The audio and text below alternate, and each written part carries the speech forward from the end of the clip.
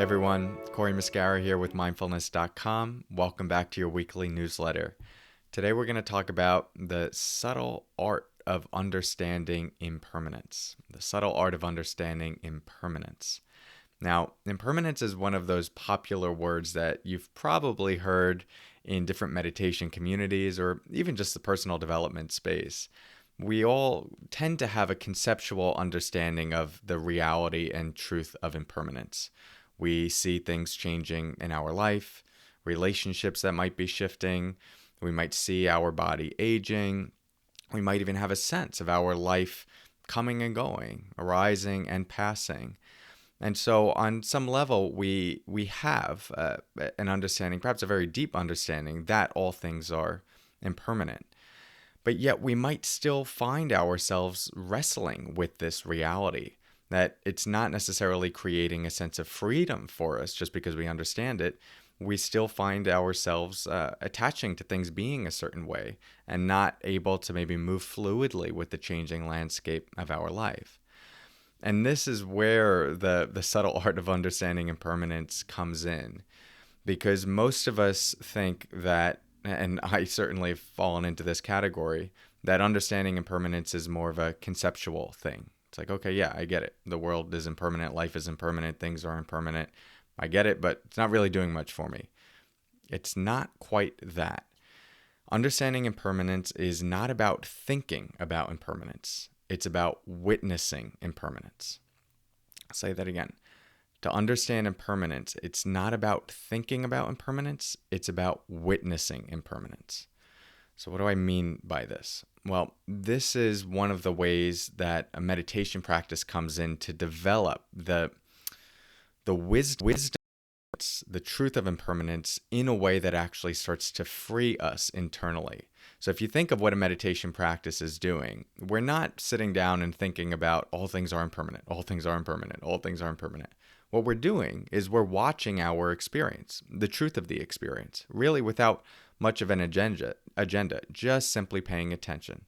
Here's the breath. Inhale, exhale. There's a thought. Comes and it goes. Here's an emotion. We feel it. We contract around it. But we notice it. We hold it with non-judgmental, curious attention. And eventually it shifts. It passes. Same with the sensations you experience. Same with the sounds that might arise. Same with any sights that might be there if you're meditating with your eyes open. All of this, we're just paying careful attention to. And it's that attention, that witnessing of our experience that actually illuminates the truth of impermanence through an embodied understanding. We're not having to think about it. We're not having to go, oh, all thoughts are impermanent. It just becomes part of our understanding of the world and the lens through which we view the world. And when we have this wisdom, and again, I use that word wisdom very specifically here.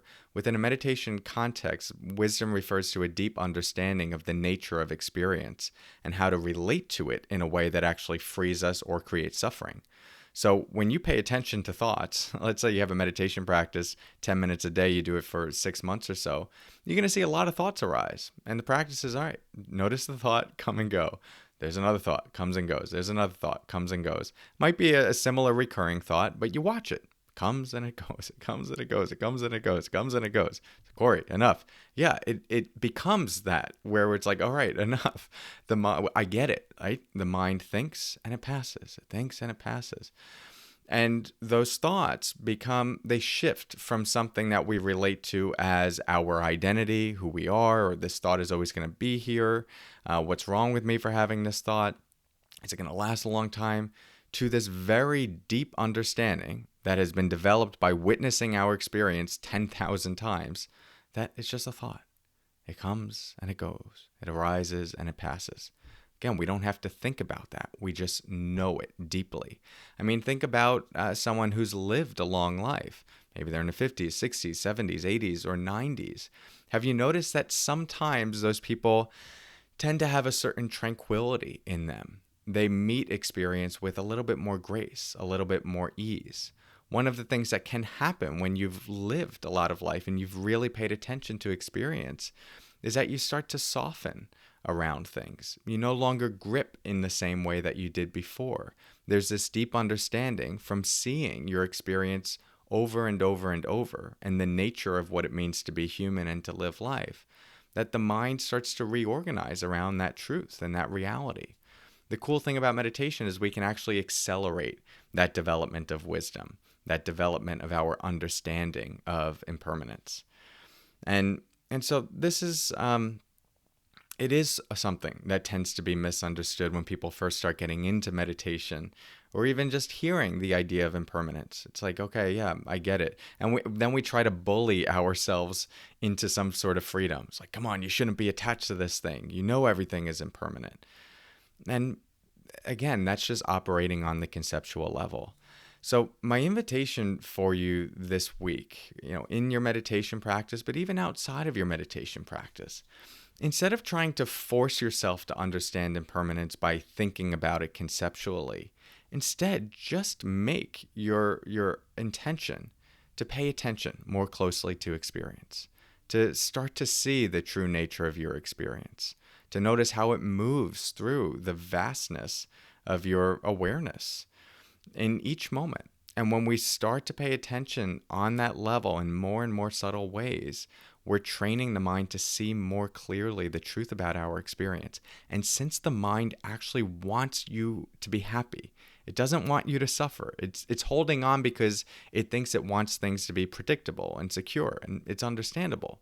But we need to show it that the actual nature of experience is to ebb and flow. It is to shift. So when the mind sees that, and when it sees that holding on actually creates suffering, it will start to let go, and it will be easier to move fluidly with your life. It doesn't mean you don't care.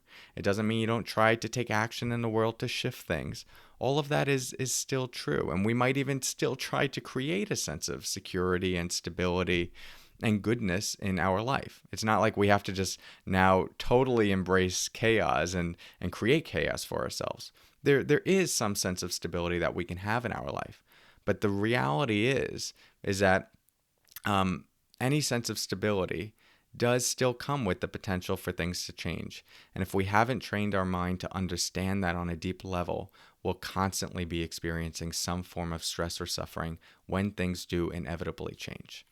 So I hope this gives you something to think about in your big journey of learning how to live in this human life.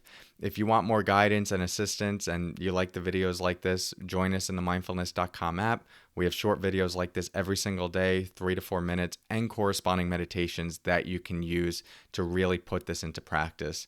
And especially as it relates to understanding and embodying the truth of impermanence, I haven't found a good replacement for meditation. It is one of the best ways to develop that quality of wisdom.